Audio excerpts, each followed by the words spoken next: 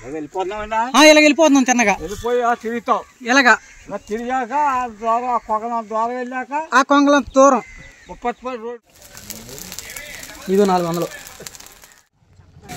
Hi అండి, ఇప్పుడు నేను ఫంక్షన్ నుంచి ఇంటికైతే వెళ్ళిపోతున్నానండి. వెళ్ళిపోతూ ఈ సైడ్ అయితే మొత్తం అంతా అడ్రస్ అయితే అడుగుతున్నాను. కొంచెం అడ్రస్ కన్ఫ్యూజ్ అయిందండి. నేను షార్ట్ కట్ నుంచి వెళ్తున్నాను. అత్తిలు తగలకుండా షార్ట్ కట్లో డైరెక్ట్గా పిప్పర్లో ఎక్కేలాగా అయితే షార్ట్ కట్ ఉందండి. నేను ఒక ఆయన అడిగాను, ఆయనేమో ఈయన అడగమన్నారు, ఈయనేమో వేరే ఆయన అడగమంటున్నారు. అడ్రస్ అయితే మా గోదావరి సైడు ఏ విధంగా చెప్తారో ఒకసారి చూడండి. బాబాయ్ గారు చెప్తారా? దారి పొడుగు ఎవరో ఒకరు చెప్తారో ఉన్నారు అడ్రస్. తెలియకెళ్ళాం బాబాయ్, పిప్పరాల బాబాయ్ గారు చెప్తారా? అదే వెళ్తున్నారు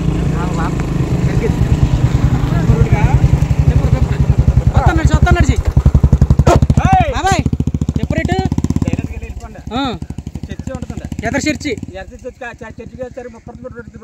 30 రోడ్డు. ఎన్ని కిలోమీటర్లు వద్దా? 4 కిలోమీటర్లు. తిన్నగా వెళ్ళిపోమంటావా? ఓకే బాబాయ్. ఇప్పుడు వెళ్ళేదాకా కూడా బాబాయ్ గారు ఊరుకోరండి, ఎందుకంటే పిప్పర్ రోడ్డు అడిగాం కాబట్టి మనం వెళ్ళిపోవాలి. అది అలా ఉంటుందండి. గోదావరి వాళ్ళతో అడ్రస్ అయితే అలా ఆ విధంగా చెప్తారు.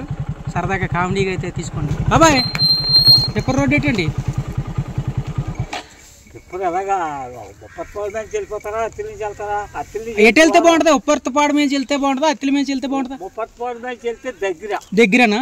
అటు వెళ్ళిపోతాం. ఎన్ని కిలోమీటర్ ఉంటుందండి? అయితే కొమ్మ నుంచి కొమ్మరు వెళ్ళిపోయి చర్చి పక్కమ్మ వెళ్ళిపోదు. ఇప్పుడు చర్చి తగ్గుతుంది మీకు. ఆ చర్చి పక్కమ్మ వెళ్ళిపోతే కొమ్మరు వెళ్ళిపోద్ది. కొమ్మరు వెళ్ళాక అత్తిలికి టర్నింగ్ తిరగండి. అత్తిలికి టర్నింగ్ తిరిగితే ఇక్కడ నుంచి ఆ దెబ్బ ద్వారా వెళ్ళే వీడికి 30 ఒంట్లు ఉంటుంది. ఓకే కాలవకి ఎలాగా? ఎడం చేత పక్క నుంచి నుంచా వెళ్ళిపోతున్నామండి. ఇలాగ వెళ్ళిపోతున్నాం తిన్నగా వెళ్ళిపోయి తిరుగుతాం. ఇలాగా తిరిగాక దూరం వెళ్ళాక ఆ కొంగలం దూరం 30 రోడ్ ఉంటుంది. అది ఒత్తిడి కాలవకే, అత్తిడి కాలవకే. ఆ ఒత్తిడి వేసి వెళ్ళిపోతే 30 వెళ్ళిపోతా. ఓకే బాబాయ్. బాగుంటుంది రోడ్ ఏంటి? బాగుంటుంది రోడ్డు. అలాగే బాబాయ్. 30 వెళ్తే మీరు చెప్ప వెళ్ళిపోయితే అద్దె అసలైన అడ్రస్ అది. ఓకే బాబాయ్. బాబాయ్. ఓకే బాబాయ్. 30 వెళ్తే అమ్మా ఇప్పుడు వెళ్ళిపోయినట్టే. ఓకే బాబాయ్. బాగా దగ్గర. అలాగే బాబాయ్. అత్తిడి వేసి అయితే దూరం కాదు, అడ్రస్ చెప్తే కూర్చున్నాం ఏంటి సరదాగా. సర్లే బాబాయ్. అక్కడ నుంచి నేను 6 అయితే షాప్ దగ్గరికి అయితే వచ్చేసానండి. ఈ లోపల మా ఆవిడైతే మొత్తాన్ని కూడా రెడీ చేసి పెట్టింది. నేను వస్తూ చికెన్ కూడా తీసుకొచ్చానండి. చికెన్ తీసుకొచ్చి ఫ్రై కూడా వేయడానికి సిద్ధం అవుతున్నాను. ఎందుకంటే పొద్దున్న ఆల్రెడీ కొట్టు అయితే పెట్టలేదండి. సాయంత్రం కూడా పెట్టకపోతే మన కస్టమర్స్ ఉంటారు కదా, ఆ కస్టమర్స్ కోసం అయితే కంపల్సరీగా పెట్టాలండి. వాళ్ళ కోసమే మళ్ళీ చికెన్ తెచ్చి పెట్టడం అయితే జరిగిందండి. చూడండి, ఇప్పుడు ఫ్రై అయితే వేస్తున్నానండి. ఇలా షాప్ని అయితే రన్నింగ్ చేస్తూ దేవుడితో వల్ల నడుపుతూ ఉన్నానండి. ఆ విధంగా మొత్తం అంతా ఫ్రైడ్ రైస్ అయితే ఆ నైట్ అలా చేస్తున్నానండి. అదే నైటు ఈ వీడియో కూడా అదే నైట్ అండి. నేను అంతకుముందు రోజు 4 గంటలకి లైవ్ ఇస్తానండి. అంటే మామూలుగా నేను డైలీ 4 గంటలకి సాయంత్రం అయితే లైవ్ ఉంటుందండి. ఆ లైవ్లో సరదాగా ఏదో ఒక ఆఫర్ అయితే ఇస్తూ ఉంటాను. ఆ ఆఫర్ ఒకటి చెప్పడం జరిగింది. ఏంటంటే మామూలుగా అయితే నేను ఫ్రైడ్ రైసు 80 రూపాయలకి అయితే చేస్తానండి, ఎగ్ ఫ్రైడ్ రైసు. నేను మన సబ్స్క్రైబర్ అయి ఉండి లైవ్లో నేను చెప్పిన ఆఫర్ని ఇక్కడ చూపిస్తే వాళ్ళకి 50 రూపాయలకే ఎగ్ ఫ్రైడ్ రైస్ అయితే చేస్తానని అయితే చెప్పడం జరిగిందండి. నేను ఆ ఆఫర్ ఇప్పుడైతే సుఫియాన్ బాబుకి అయితే చేస్తున్నానండి. మా ఊరే, మన సబ్స్క్రైబరే. ఇప్పుడు ఒక కస్టమర్కి అయితే చేయడం జరుగుతుంది.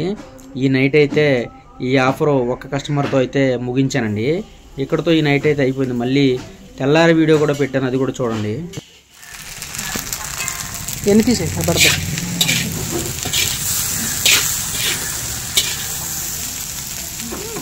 ఈ 2 బాటిల్ తీసి ఆ పక్కనట్టమ్మా. ఆ 3 ఆ పక్కనట్ట. ఇది జరిపి ఇంకా నాకు అందేలా.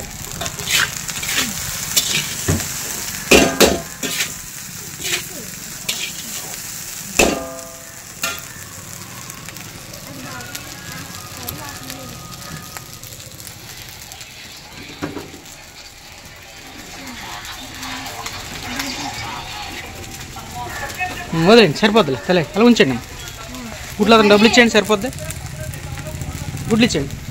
ఈ బాక్స్లో డబ్బులు తీసి ఆ గుడ్లన్నకి ఇచ్చేయండి. ఎంత చెప్పు? ఎంత? 180. ఓకే 360 తీసి ఇచ్చాయమ్మా ఆయనకి. థ్యాంక్స్ అయ్యా టైంకి ఇచ్చినందుకు గుడ్లు. Thank you. ఇదో 400. ఇప్పుడు 360. పాత ఎంత ఇవ్వాలి నీకు? సరిపోయింది 400 క్లియర్ ఈరోజుతో. Okay thank you. పార్టీ చేయాలి.